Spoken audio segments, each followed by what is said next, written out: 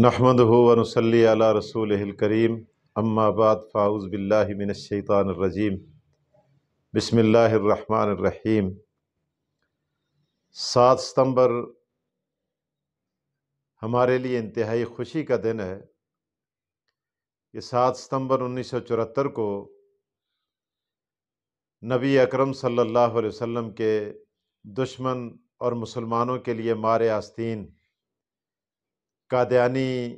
فرقہ پاکستان کے آئین کی روح سے غیر مسلم اقلیت قرار دیا گیا۔ میں آج کے دن شہدائے ختم نبوت کو خراج تحسین پیش کرتا ہوں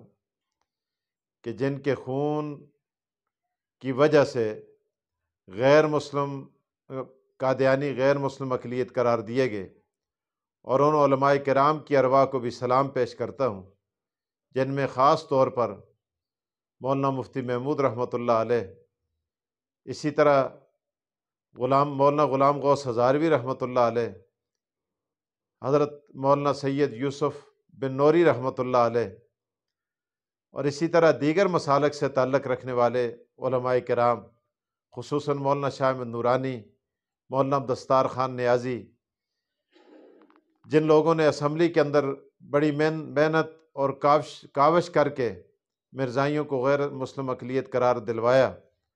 اور ذوالفقار علی بھٹو کے ساتھ مباحثے کر کے اور ان کے جتنے ممبران تھے ان کے ساتھ باس و تبیز کر کے،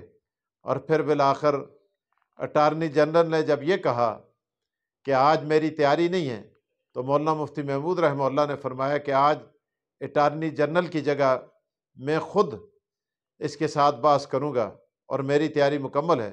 تو اس وقت پورا ایوان ایک ششدر رہ گیا اور حیران رہ گیا، اور وہاں ایک گونج تھی نعروں کی، ختم نبوت کے نعروں سے گونج گیا۔ تو مولانا مفتی محمود رحمہ اللہ نے مرزا ناصر کے ساتھ باز تبیز کر کے، مناظرہ کر کے، اس کو لاجواب کر کے، اور پورے ایوان کو اس بات پر قائل کیا کہ نبی اکرم صلی اللہ علیہ وسلم کے بعد دعوی نبوت کرنے والا بھی دائرہ اسلام سے خارج ہے، اور اس کو نبی تو کجا مسلمان سمجھنے والے بھی دائرہ اسلام سے خارج ہیں، اور اس کو ہمارے آئین کا حصہ بنایا۔ تو بہرحال جس طرح مولانا سید یوسف بن نوری رحمہ اللہ نے جب یہ سنا تو سجدے کے اندر گرے، اور ایک تاریخی جملہ انہوں نے ارشاد فرمایا۔ انہوں نے کہا کہ اگر میں دنیا سے رخصت ہو گیا اور اس جہان میں جا کر جب میری امیر شریعت سید عطا اللہ شاہ بخاری سے ملاقات ہوگی تو میں ان کو جا کر مبارکباد پیش کروں گا کہ آپ جس تحریک کو چھوڑ کر دنیا سے رخصت ہو گئے تھے ان میں ہم نے بھی حصہ ڈالا، اور پاکستان کے آئین کے اندر مرزائیوں کو غیر مسلم اقلیت قرار دے دیا گیا ہے۔ تو بہرحال یہ کام تو وہ لوگ کر کے چلے گئے ہیں، لیکن اب غیر محسوس انداز کے اندر ہمارے میڈیا پر رنگ برنگے عجیب قسم کے لوگ آ رہے ہیں، اور عجیب قسم کے افکار سامنے لا کر مرزا غلام احمد قادیانی کو در پردہ اس کے افکار کو ترویج دی جا رہی ہے، اور لوگوں کا ذہن یہ بنایا جا رہا ہے کہ یہ مسئلہ کوئی اہمیت کا حامل نہیں ہے۔ تو بہرحال ہمیں جاگتے رہنا چاہیے، تمام مسالک کو، خواہ وہ بریلوی ہوں، دیوبندی ہوں، اہل حدیث ہوں، یا کچھ بھی ہوں، کسی بھی مکتب فکر سے تعلق رکھتے ہوں، تو ان کو جاگ کر، ہم بریلوی بعد میں ہیں اور ختم نبوت کے پروانے پہلے ہیں، دیوبندی بعد میں ہیں، ختم نبوت کے پروانے پہلے ہیں، اہل حدیث بعد میں ہیں، ختم نبوت کے پروانے پہلے ہیں۔ دوستو، یہ مسئلہ نہیں ہے بلکہ یہ عقیدہ ہے، اور اس کا تعلق ایمان کے ساتھ ہے، اور جو شخص بھی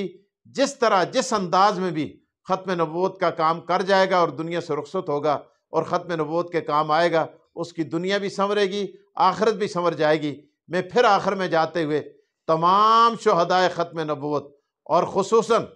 ان کالج کے ان نوجوانوں کو کہ جن کی